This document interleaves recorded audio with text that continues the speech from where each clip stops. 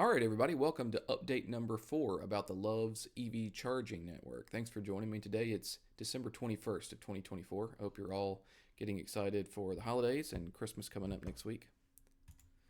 Let's take a quick look at the national site status. As a reminder, there is an interactive version of this map that I will link below. You're welcome to check that out and zoom in on your local area to get a little more information on each of these locations. You got a summary table down here at the bottom. So we've got 114 sites. That does not include the unknown locations. There are a couple of those in Washington and over in California where they showed up on the original Love's announcement map, but we don't know the exact locations of those for sure yet. I've got them close where I think they are, but they're still to be confirmed. Since the last update, we've had a few changes. We've had one new site go live in Slippery Rock, Pennsylvania.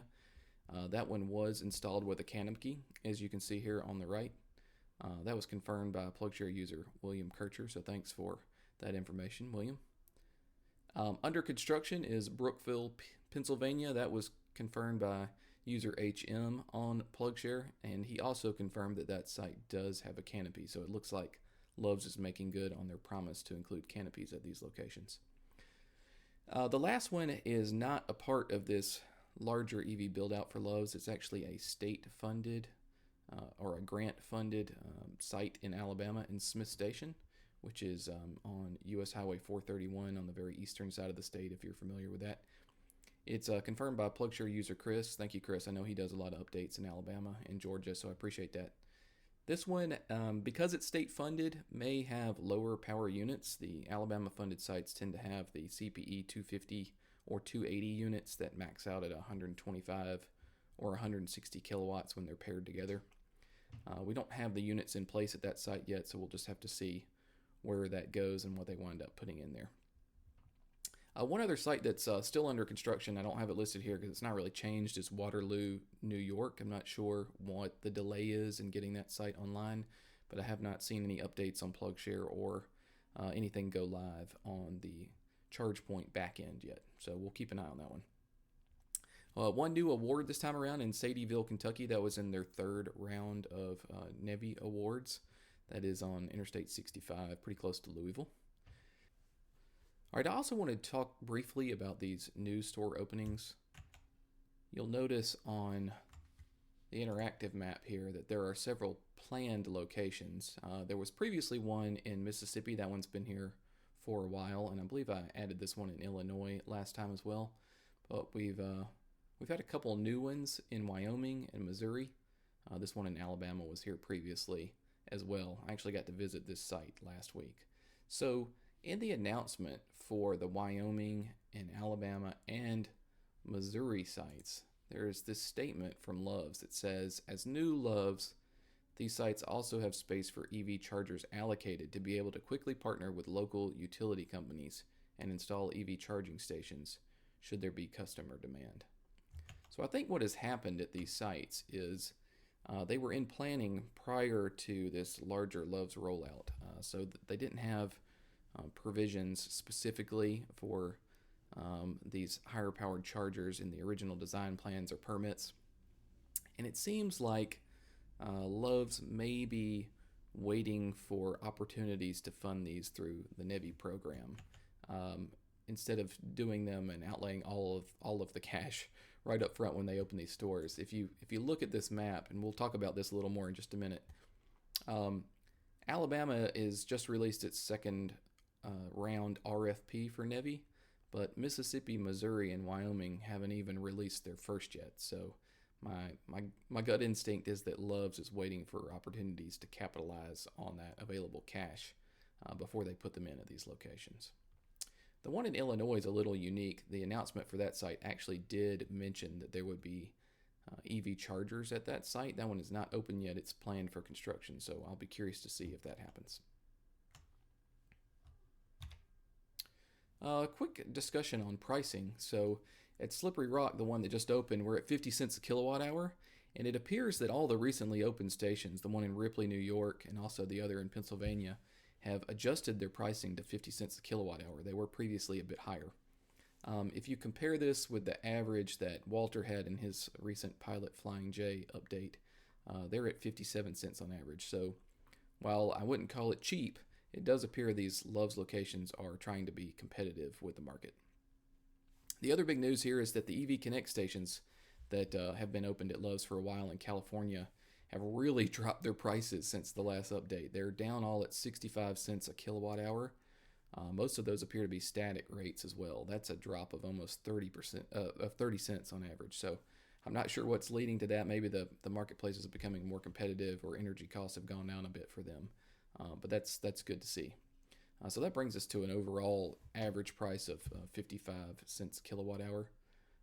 Again, the drop is driven mainly by EV Connect adjusting their prices. You can see the cheapest is in Lawrence, Kansas at 16 cents a kilowatt hour. That's on some older ChargePoint units they're not high powered. I think they're 50 kilowatt units, so it's a bit of an anomaly for sure. Looking forward at what's coming up, you can see here Pennsylvania again's got 2 open stations now. Mifflinville is awarded. Haven't gotten any confirmation that it's under construction yet, and Brookville, of course, is under construction as discussed. So looking at these next states, there's a really interesting website that I have been looking at lately, and Steve from Plug and Play EV put this in one of his recent NEVI updates, which I really encourage you to check out. They're really informative. But this National Association of State Energy Officials has a great website where you can kind of dig into the NEVI programs for each state, and look at a lot of different statistics associated with those. It's really helpful in pulling in this information. And some of what I've gleaned from that is useful to looking at these upcoming states. So for instance, Kentucky now has its first NEVI site under construction on I-75. It's a Circle K. So that makes me think that these Love's installations should be imminent. I'm imagine that all the agreements for those are completed at this point. So I'm really looking forward to seeing those go under construction. Kansas, unfortunately, there's no evidence that any round one awards have started in that state, so I'm not sure what the delay there is. For Tennessee, their state DOT says that construction is expected to start in December of 2024. So again, hopefully we'll see some activity on these sites very shortly. And you can see these awards are almost a year old at this point. In Michigan, round 1 sites have started construction. I know Rivian has already opened one in that state. Their website does show both Love sites in the selected status, not in design or construction. Most of the sites in that state are still in that status, so I don't know how up to date that is, but it doesn't sound super promising for a quick start, at least in Michigan. In Texas, several of the sites on their state website list the Love site as construction underway or beginning soon. I haven't seen any evidence of any construction on PlugShare, but again, hopefully we'll see some movements there. And lastly here on Georgia, the project agreement for this site was executed on October 3rd. They actually have the documentation online. So it lists equipment delivery in that agreement by the end of 2024 and EVSE installation by February 20th of 2025, which is, I think not coincidentally, a year past when it was awarded. So I'm really looking forward. Hopefully we'll see some movement on that site as well soon too. Real quickly, you can look at these status by time zone. Feel free to pause here and take a look in this tabular format if you prefer this to the map. And we'll take a moment and look at the central time zone sites as well. You can see here the planned Coleman and Rock Falls, Illinois locations. Macomb, Mississippi, and Fredericktown, Missouri as those planned locations, waiting for funding, most likely.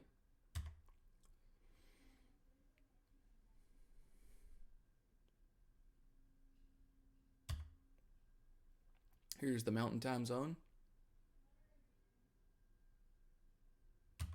And lastly, the Pacific Time Zone. Again, there's a lot of unverified locations here in the Pacific Time Zone. It definitely seems like there's a focus more in the central and eastern portions of the country, at least for the time being. Last thing I wanted to address is someone asked in the comments of the last video about whether NACS would be included for these sites. I know that at least a couple of states, I believe Texas and Alabama, and there may be more, are requiring NEVI ports at these NACS ports at these Navy-funded locations. So my expectation is a portion of those units are going to have handles for NACS and CCS, or they may be using ChargePoint's new OmniPort. If you're not familiar with this, it works somewhat similarly to the Magic Dock on the Tesla chargers, where the default is CCS, but there's an embedded adapter that will take you to NACS. So this may be the way Lowe's decides to handle this on their sites. This particular one is showing a J1772 to NACS adapter, but I do believe one exists for DC fast charging as well. All right, thanks very much for watching again. I hope you all have a great Merry Christmas and Happy New Year and Happy Holidays. And be safe as you travel out there, and thanks very much for watching.